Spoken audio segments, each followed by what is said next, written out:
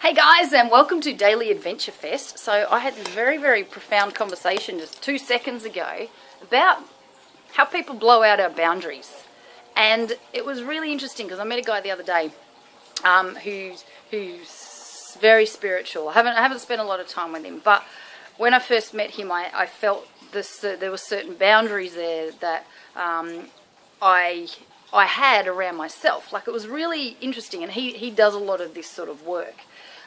So he gave me a hug, and he's very warm face, and he had this big beard and lots of tats, and so obviously with my boundaries and with my understanding of the world and my view of the world, there was some challenges there, which is silly because I mean, you know, a bit dark here. Hang on, I'm going to move around. Because tattoos don't worry me at all, or facial hair doesn't worry me at all. But I think it was more his approach was very loving and gentle and just looked me straight in the eyes, and so it disarmed me. And the reason for this conversation I was having just now with a couple of the guys here about how when people trigger us, it's because they're smashing out our boundaries, right? So we've got certain boundaries and conditions around ourselves. And when they get challenged, that's when we get angry, we get upset, we dislike someone, we just lose our minds, or we just distance ourselves from the person or pull away from the person. And what that person's doing, without even consciously doing it, is that they're breaking down your boundaries. Now, you can make it a judgment. You can think, well, I don't like that person because of this, or that person annoys me, or that little behaviour, or oh, that person was so disrespectful, blah, blah, blah, blah, blah. But the another way to look at it, instead of that limiting, immature, don't worry, I'm guilty of it too, but immature belief that, you know, people are out there to hurt you and make you angry and make you do this and make you do that. No one makes you do anything. No one can make you feel anything. Now, there is an unconscious thing going on where someone might do something and you get triggered by that, and where it's so deeply ingrained that the trigger, the feeling and the emotion comes up before the thought to stop it, okay? But here's the thing, when things like that come up about other people or about your relationships or whatever, it's up to you to look at them and ask yourself, why? Why is this person, why am I feeling triggered by this person? Like, I had a similar thing this morning where, you know, I follow someone and they do great work, amazing work, but I realised that I was getting too caught up in that message and not thinking about my own, not concentrating on my own message. I was too busy following them and listening to them and over and over and over again, to the point where I thought, you know what, I need to detox, not because I don't like this person or anything like that, but there was some triggering that I needed to look at, of course, and that was the goal, to trigger people to either push them away or pull them in. And I made a decision that it was my time to pull away, because I wasn't trusting myself anymore. I was too busy relying on her.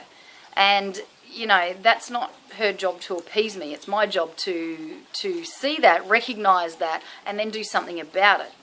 And so it's the same thing. When you find yourself caught up in these mindsets and these beliefs that are limiting you, then you're going to stay stuck. You're going to be perpetually thinking that everyone else is responsible for making you feel good. And they're not. No one is. You're responsible for making you feel good. You're responsible for your happiness. You're responsible for how you think, feel, act. Okay? No one else is. And so when you take full responsibility of this, like you're gonna fly, like your whole world is going to change. Like, when I fuck up, the first thing I do is go, I did that. And it's not about beating myself up, it's just taking responsibility for the fact that I did do that. I did create whatever situations happened, you know. For example, not being able to get into Costa Rica the first time, I did that because I didn't book a flight out and I knew that that's what I needed. Other things, you know, spending too much money or whatever decisions I've made, I did that. Okay, and what that's done, it's empowered me. Like, it's tough on the ego. Like, it's, you know, your ego doesn't want to be wrong. You don't want to be wrong. You don't want to be wrong about a person. You want to be right about the person. So you're always going to look for that thing in them to validate the belief that you have about them. It's called confirmation bias in psychology. And so when you do that, you're limiting yourself with opportunities of getting to know people at a like deeper level, and letting whatever the hell it is that they do that triggers you, looking at it and acknowledging it and saying, okay, well, what is this? Okay, with this person I was talking about that I was following, I had to look in and go, well, what is this? What is this about? What triggers me about that? What is it in me? What do I need to work on and fix to make sure that doesn't trigger me anymore? And the answers came, and I'm good now. Like, it wasn't, but people think that you have to end something because it's not right and it's not working. But really, you're creating that situation. So, what I want you to do, Daily Adventure Fest. This was a very serious conversation. But if you get into my Daily Adventure Fest group on Facebook, every single day there'll be tasks, tips, tricks, videos, blogs, whatever else to share with you to help you get your ass out here into the world. Not even necessarily in the world. It might be somewhere near you. But changing what you want in your life and making things happen that you've been only dreaming about, thinking about, wanting, and not taking any action on. So I'm your action queen, and I will make sure that you start taking action on the things that you want to do in your life. So then the next step after that is that I want you to get out here and play, because the world is waiting.